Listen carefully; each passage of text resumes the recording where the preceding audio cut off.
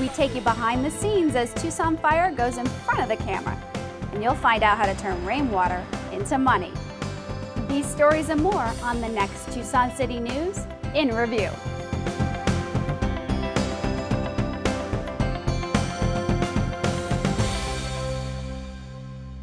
Hello, I'm Lane Mandel, and welcome to Tucson City News in Review, a program that looks back on stories that Tucson 12 has produced and posted to the city's website over the past few weeks. Our first series of videos reflect upon the city's continued path towards prosperity in spite of a struggling economy.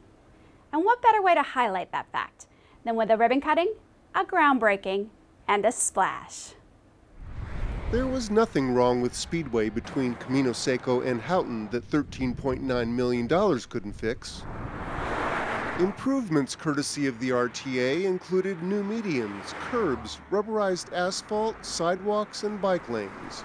Now, with the job complete, under budget, and 4 months ahead of schedule, it was time to celebrate. It's amazing with all the discussions we have about roads in this city that right here on the east side we have a new one being dedicated today, and we have 2 construction projects in the hopper for better roads on the east side right now. I'll count to 3. Count to 3. I'll count to 3. Everybody say Speedway. 1, 2, 3. Speedway! This project in particular was pretty special for our company because this was one of the largest projects that we completed. The contractor, NAC Construction, was recognized for their customer service. We understand that it's an inconvenience to have us out here, and we just, try and work with everybody to get through it. The inconvenience is well worth it, not just for the street improvement. Road projects also provide jobs. At any given day, you could have had 50 people out here working, so I think it's very important for the community to see projects like this because the neighborhood benefits, the community benefits, puts people to work and everything. Carter says his company looks forward to more projects with the City of Tucson.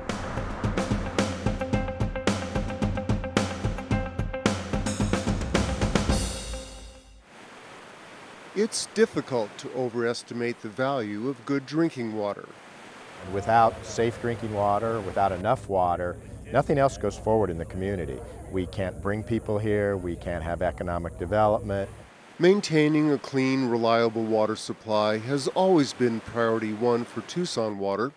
For example, back in 1994, this water treatment facility called TARP was built to remove TCE, a groundwater contaminant that was a byproduct of aircraft manufacturing from the 1940s to 1970s. Everybody look right here. Now, next to the TARP facility, city officials and neighborhood leaders are breaking ground on another treatment plant. As designed, the new plant uses an advanced oxidation process, or AOP, to remove 1,4-dioxane, another groundwater contaminant, which was used as a stabilizer for TCE. 1,4-dioxane is a cancer-causing agent, and EPA has recently lowered the health advisory to where we need to build this treatment facility to remove the contaminant. Once built, Tucson Water says the new AOP facility will treat and deliver water from the area in a more efficient manner. It allows us to continue the good work that we've been doing for 20 years with this Superfund site, allows us to continue to clean up the plume, and allows us to move on into the future in a very positive and proactive way. I'm really proud of the fact that the City Water Department for several decades now has put all its focus on assuring that we had adequate water and clean water. And this project is just another project to assure that we have healthy water and we can all live here with an excellent quality of life.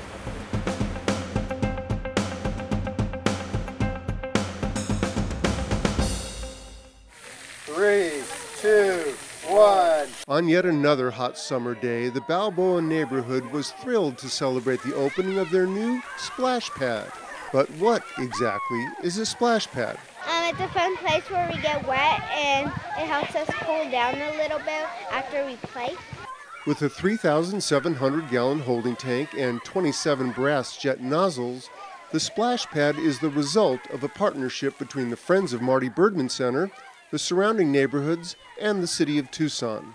A Ward 3 Community Development Block Grant helped bring this wet and welcomed relief. Can't provide swimming pools in as many areas as we would like, but everybody needs relief from the heat. So this is really going to provide a place for children to play in the summertime and to get good exercise and fresh air, have fun together, and stay safe. When you live in a desert, water seems to come up quite often in city business. Come to think of it, water and business are the subjects of our next two stories. The annual monsoon brings welcomed relief to the Arizona desert. Rain, rain, and more rain. Streets and yards flood, and much of this precious water becomes wasted runoff. A local resident turned her yard into a water harvesting oasis. My yard was absolutely transformed. It was absolutely transformed. And I love that about it. Just using berms and basins and very, very simple landscaping techniques, you can change your yard and harvest all the water that falls out of the sky and comes off of your structures can stay on your property. So it's pretty cool. To encourage more rainwater harvesting, the city has a new rebate program. To qualify for the rebate programs, there's just a couple of things. It has to be a homeowner.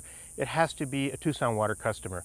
And the primary thing about this program is it's more about education. You'll notice that in this case and in a lot of basins, in my pictures and around town, we use different organic mulches. To apply for a rebate, you must complete a 3-hour class where you will review various water harvesting techniques and develop a project plan. After taking the class, you can decide which of 2 rebate levels to apply for. The first level, up to $300, is basically for smaller projects, like using rocks to create basins.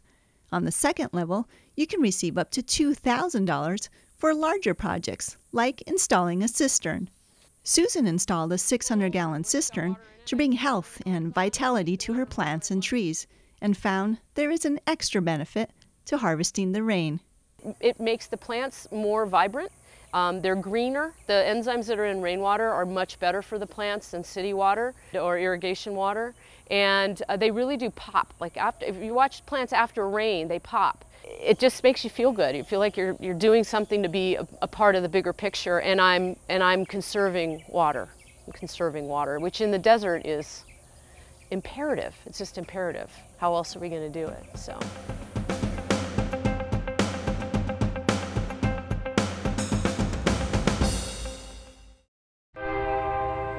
Exporting products to Mexico and other countries translates into economic growth for our community.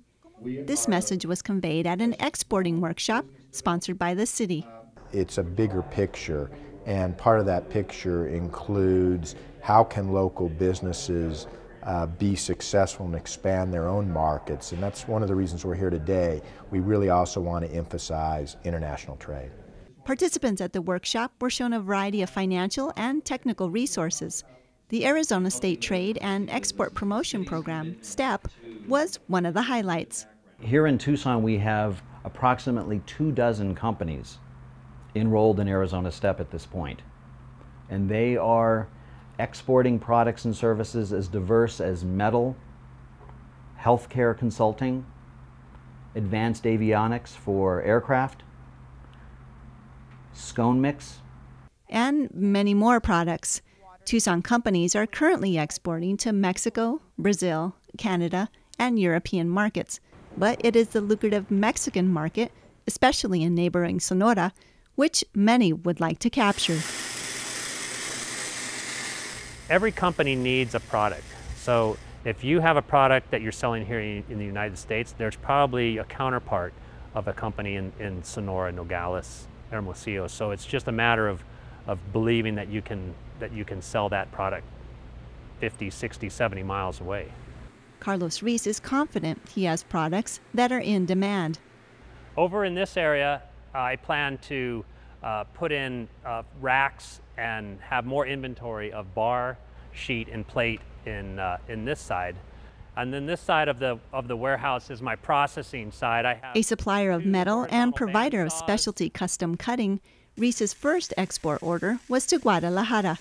After his recent visit, he is looking forward to adding future clients from Mexico. I just went on a trade mission with the U.S. Commerce Service and the Arizona Commerce Authority, and they introduced me to companies that I could not have been able to get introduced on my own. So I think that was a wonderful trade mission, and I actually developed a contact and made a sale. Tucson 12 is the city channel, and along with city news pieces and local programs, we like to produce special projects like the one you're about to see. Far too often we forget that firefighters do more than fight fires. In times of emergency, it's the other part of the job, the human connection, that brings the most stress to these public servants. It's one of the hardest parts of the job is dealing with an injured child. And anybody that tells you otherwise is lying to you. At Fire Station 4, an idea emerged, an idea to help parents avoid a heartbreaking accident. We try to put it back on the responsibility back on the parents, because if they did something really minor, something easy, click a seatbelt, close a gate for a pool, do something little, the emergency would never have happened. They took their ideas to Tucson 12, and the Do Something public service announcement campaign was born. A series of tips in both English and Spanish to bring attention to some of the most common yet preventable accidents involving children. It's very difficult to go to a scene like that, unfortunately, and it happens way too often. And so that's another reason why we're doing this campaign, so that it doesn't happen, because it doesn't have to. All you have to do is do something, and it didn't have to happen.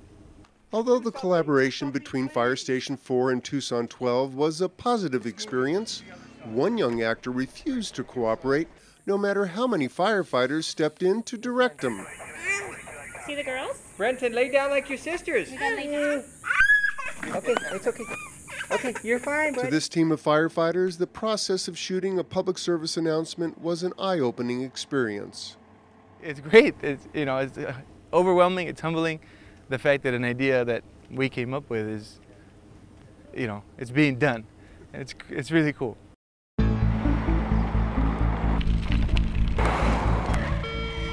Response for a bicyclist struck. Adan, are you okay? Do something, please.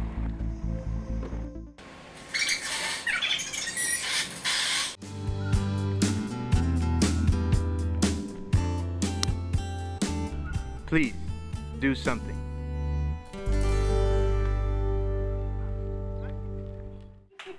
Look at Adan. Yeah, what do you think? Yeah. I like it. Oh, that's what I wanted. Goosebumps. Nice. It's neat. I think the chief is going to like it. I do. Thanks for watching our look back at stories you've recently seen on TucsonAZ.gov, where you will get more information about the city and a link to the latest videos produced by Tucson 12. We end our show with a little promo about an exciting new episode of Zoo News. See you next time. I've got my hiking boots, my canteen, my binoculars, and my lucky hat. This time on Zoo News, we're heading out on an expedition to Tanzania. This is the beautiful home of our 5 new African elephants. It was a dream that took years to realize. From the initial planning stages to the arrival of these beautiful animals, we'll be taking you there very soon. I'm Jed Dodds, bringing the zoo to you.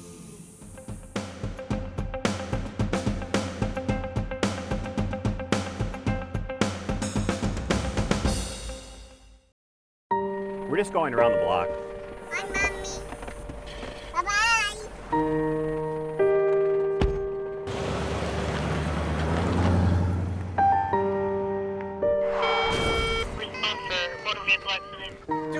Do something, please, do something.